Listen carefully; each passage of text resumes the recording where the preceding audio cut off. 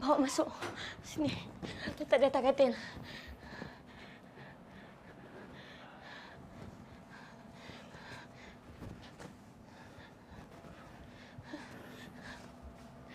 Kak.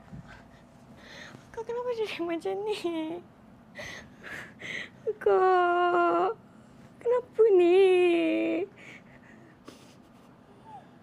Mira. Aku tunggu kat luar.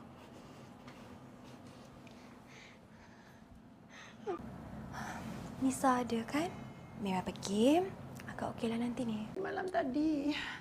Ma, tolonglah jangan sakit, Ma. Sophie banyak kerja tahu sekarang ni. Mama, nenek sakit kan? Bukan nak bawa pergi klinik ke nak beli ubat ke apa?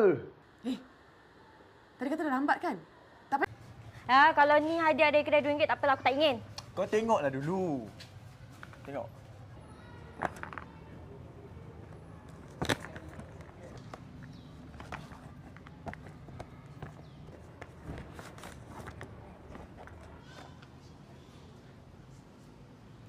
Itu bukan besi bodoh Itu perak tau.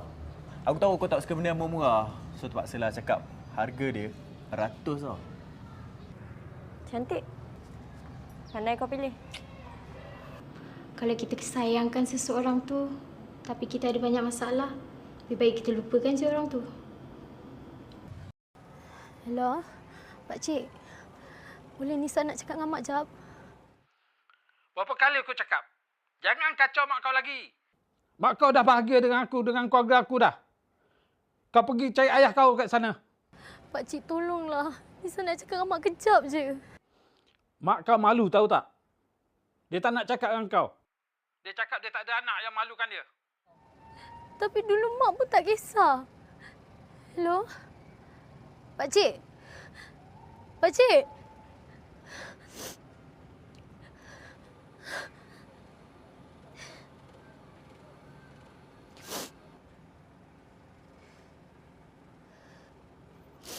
Agaknya memang kita tak layak kot lahir kat dunia ni. Kan, baby?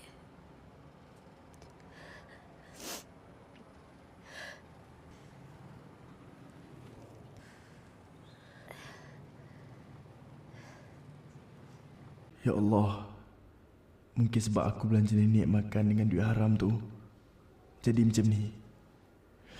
Ya Allah, menyesalnya. Aku ni malu jadinya dengan korang.